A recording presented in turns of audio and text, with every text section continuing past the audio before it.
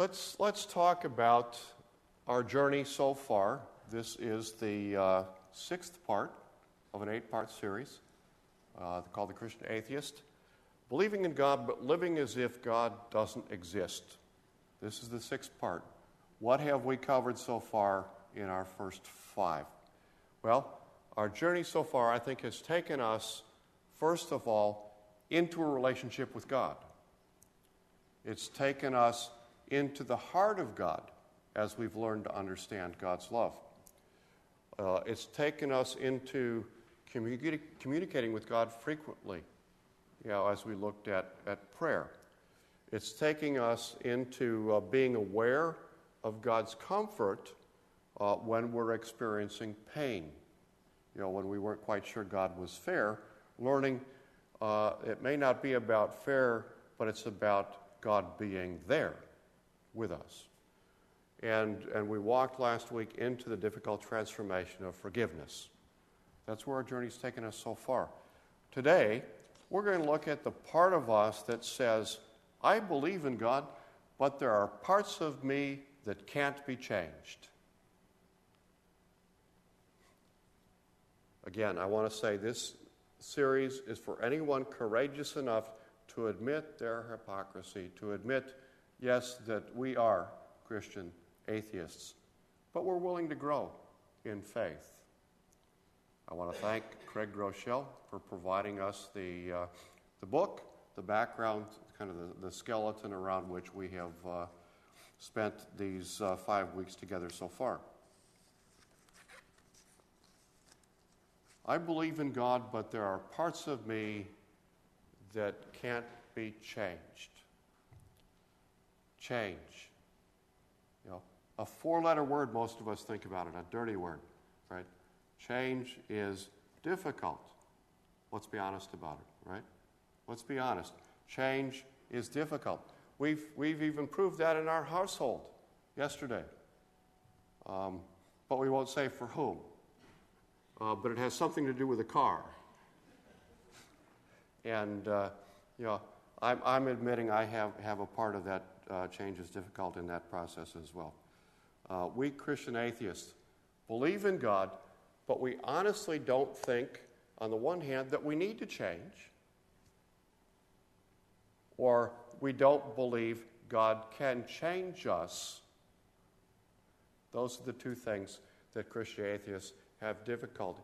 When we say that there are parts of us that can't be changed, I guess we're saying on the one hand, maybe we don't want them to be changed, and number 2, we don't think God is powerful enough to do it. So that's where we start today. And for some of us, when we say, I don't think parts of me can be changed, it's not that we've never tried to change. We have. And often, perhaps we've prayed and asked God for help, but nothing happened. Or we read a book, or we accepted advice from a friend, only to end up in the same place where we started. How many of you have ever made New Year's resolutions? Anybody? And hoping to change, and by January 10th or before, back to square one, right? We've all been there. We've all done that. And we've all ended up believing the lie. The lie that perhaps this might be, after all, how God made me. Right? That's the biggest lie that underlies a good part of understanding how God might be able to change us, is overcoming the lie that this is how God made me, and we don't need to change. Believing that lie makes us stuck.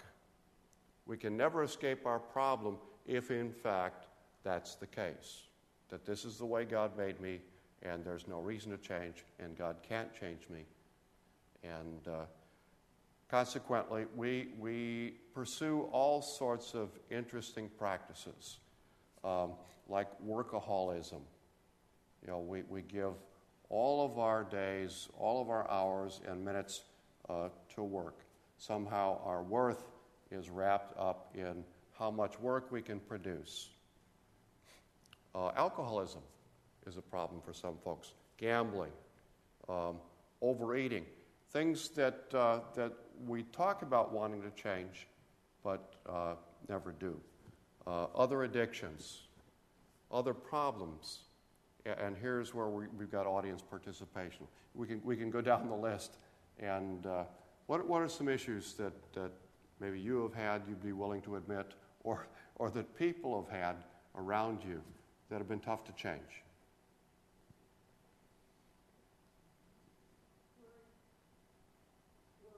Worry.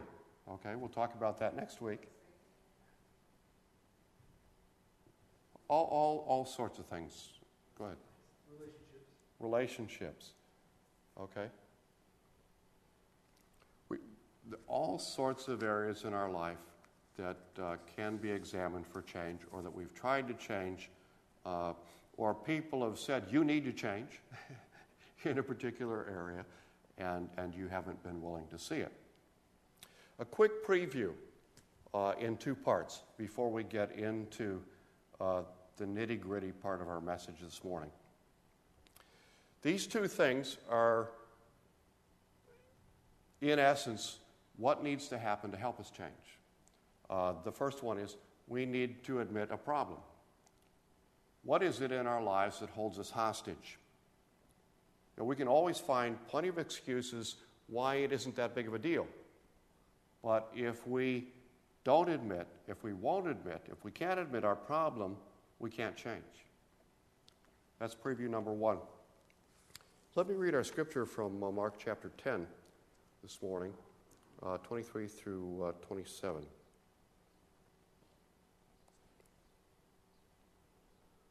Looking at his disciples, Jesus said, "Do you have any idea how difficult it is for people who have it all to enter God's kingdom?" The disciples couldn't believe what they were hearing, but Jesus kept on. "You can't imagine how difficult. I'd say it's easier for a camel to go through the needle's eye than for the rich to get into God's kingdom." That set the disciples back on their heels. "Then who has any chance at all?" they asked. Jesus was blunt. "No chance at all if you think you can pull it off by yourself. Every chance in the world if you let God do it." Therein lies the key to change. Admitting the problem and acknowledging on the second hand that with God, all things are possible. God is bigger than our problems, no matter what they are.